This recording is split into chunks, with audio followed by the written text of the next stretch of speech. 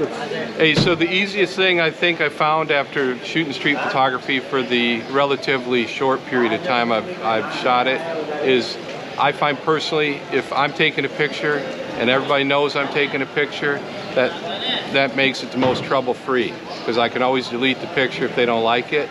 But if you're friendly and you look them in the eye and they know you're taking a picture, 9 times out of 10 you're good. 10 times out of 10 here in Mumbai, but that's it. Thanks, guys.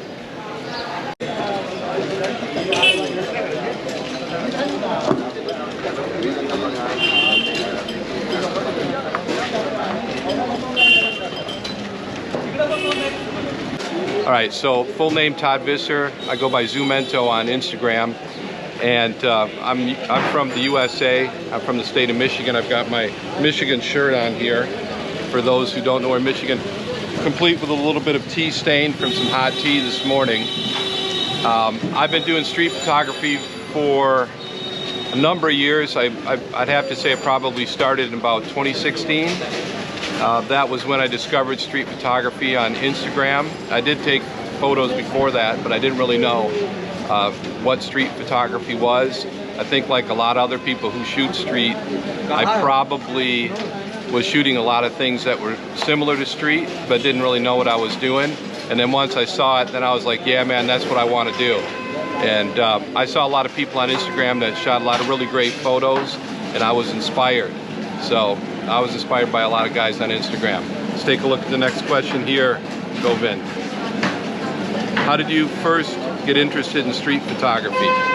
So I probably answered that one a little bit already, but Instagram, I hate to say it. Instagram, love it, hate it. I think it gets a lot of people into street photography. Once you discover it, you start looking around, it gets exciting. You see different types of pictures, different photographers, you make friends, and it just builds up from there. Let's take a look. What do you think makes a memorable street photograph? It's a tough question, because the thing is I think it's really always changing. I do a lot of curating because we have Street Badass. I've got my guy here on the camera here, David. He's a member of Street Badass with a lot of the other guys. We all do curating, and I think as far as it's not like a standard formula for what you would consider a good street photograph. I think it's probably something that's out of the ordinary. Sometimes it's color, sometimes it's composition, sometimes it's a combination of the two. But if you surprise me in the picture, I'm going to look at your picture a little bit more. But I think that there's a lot of great street photographers out there. Instagram's full of them. And if you just look through hashtags, you look through this kind of thing, you can see a lot of amazing photographs. So number 4, what were the difficulties you encountered first starting street photography? I was thinking about this question when you sent it to me. It's actually kind of a difficult question, and I think if I'm honest, when I first decided I wanted to do street photography, I was really shooting with my phone, this kind of thing. And I think the biggest difficulty was kind of finding money for the camera. Because if you think about it, when you first discover street photography, it's like this concept. And so you're trying to take this jump from, I've got this concept in my head, to spending a bunch of money on a camera. And you're like, oh man, do I spend the money? Do I make this leap? Do I do that? And so once you decide to do it, you're kind of off to the races. But I think that was probably the most difficult thing for me personally, was spending the money on the camera. Do you have any specific projects on the horizon for your work? Interesting that you asked that, Gurvind. I have a project that I'm doing right now. It's called the Scooter Project. I've been doing the Scooter Project for a while now. Basically, it's been based in Paris, and that's where I go to different parts of the city and shoot people riding scooters. I've been surprised here, pleasantly surprised by the amount of scooters that you have in Mumbai. So I've been continuing on with the Scooter Project here in Mumbai, and I hope I've been getting some really good pictures. They kind of seem like they're good pictures, but what David and I did when we came out here is we decided that it was probably best not to bring computers, this kind of thing, and just concentrate on shooting. So I guess we're really going to see what we got when we get back home. But that's the project I'm working on right now. But you never know. You never know what's going to end up happening, because we're out here shooting and I can see potential projects everywhere around me here in Mumbai. It's an amazing city, probably the best city I've ever shot in for street photography. And like I was telling my buddy David over here, I've got a bunch of tricks up my sleeve, but for every trick I've got, they've got 15 different ways I can go with the trick. So it's a pretty amazing place to shoot. Ready? Alrighty. What are your thoughts on a single image versus projects? I think that everything starts out as a single image.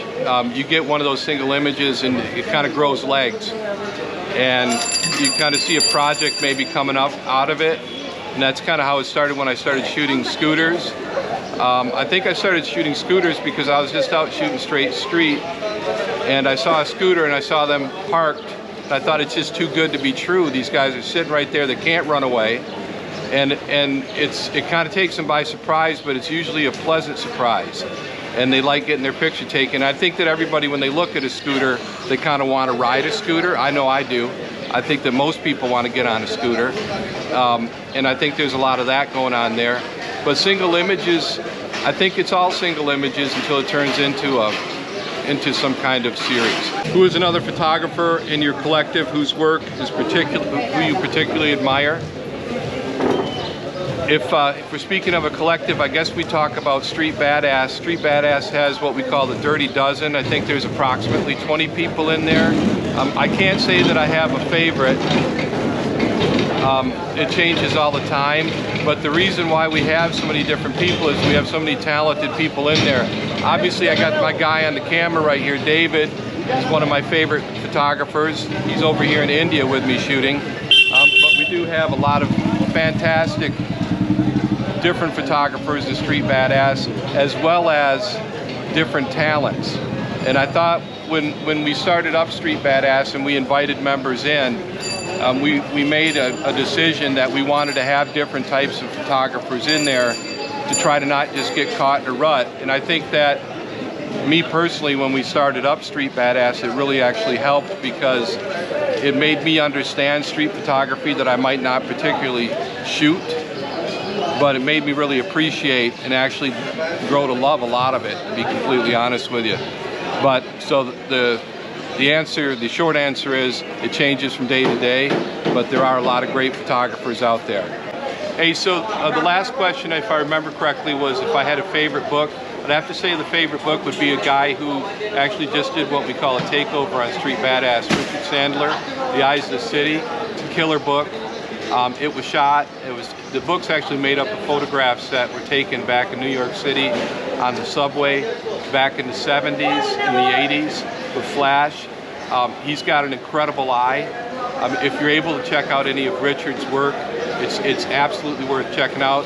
If you haven't heard of Richard, Richard's pretty famous, but if you haven't seen his stuff, you got to check it out.